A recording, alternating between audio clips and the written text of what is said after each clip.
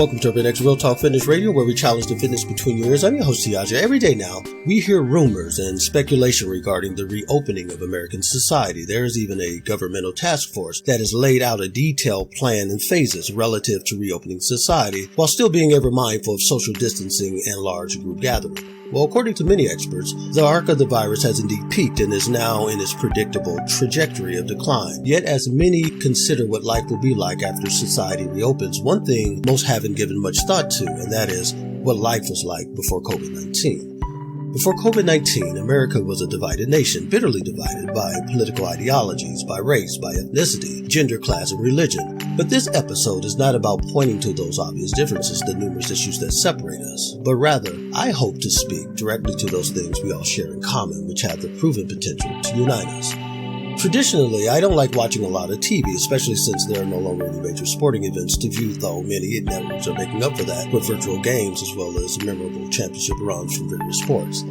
However, every time I turn on the TV these days, whether to catch something on Netflix, Prime Video, Twitch, or YouTube TV, what is instantaneously clear are the sheer number of commercials overemphasizing the narrative of social distancing and self-quarantining, how doing so will save lives. And I have no problem with that, given the seriousness of the times in which we live, yet it can quickly become overwhelming. Is it just me, or is it beginning to seem like nothing else existed, or will ever exist but COVID-19? I mean, going forward, is history going to be recorded through the lens of COVID-19, as in BC and AC? As ridiculous as that might sound, it almost feels as if we're fast approaching that reality right now.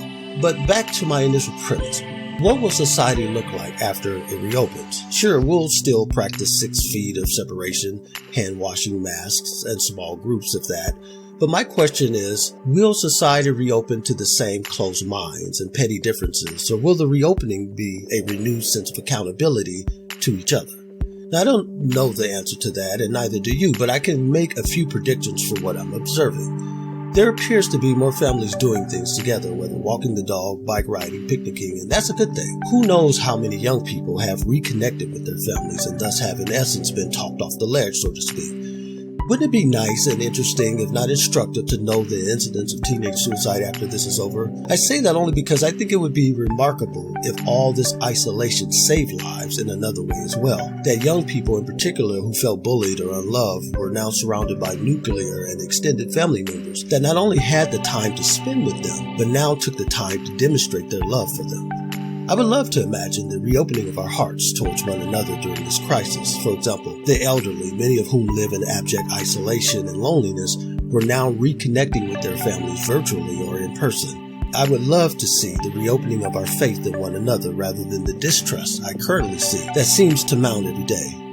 The other day I saw a family hurriedly cross the street when they saw me walking towards them. The new form of soft racism, as they like to say, and bigotry, I don't know. But it certainly didn't feel good to experience. It made me wonder what unspoken lessons were being communicated to their children, that COVID-19 could be used in this manner to rationalize prejudice and justify fear of the other. I deeply understand how important our differences are to us as human beings. We seem to need them in order to navigate this world successfully. It's as if we have given our perceived differences the power to make us feel better about ourselves because we can think lesser of someone else, even if it's something as asinine as them being untouchable or infected versus us. Yes, them versus us.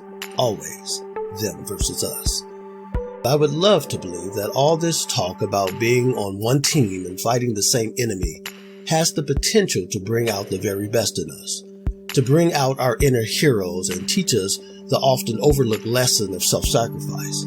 Isn't that why we cheer on heroes to begin with? Isn't that the purpose of having them at all? That somehow in our heroes we see our better angels, that is, the hope not only to make the world a better place, but to leave it in a better place than we found it.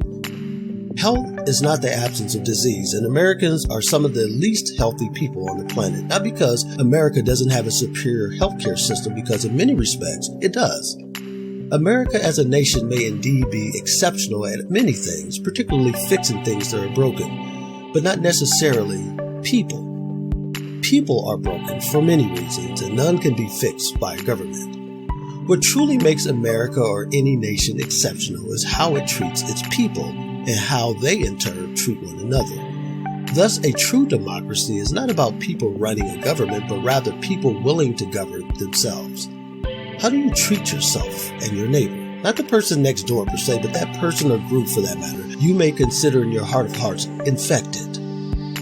I have said on numerous occasions that the greatest threat to humanity will never be a virus, disease, or contagion from without, but the one from within. Today more than ever, we have the opportunity to be superheroes of sorts, not because we conquered some disease, but rather because we use these moments of self-imposed isolation to conquer something far greater, ourselves.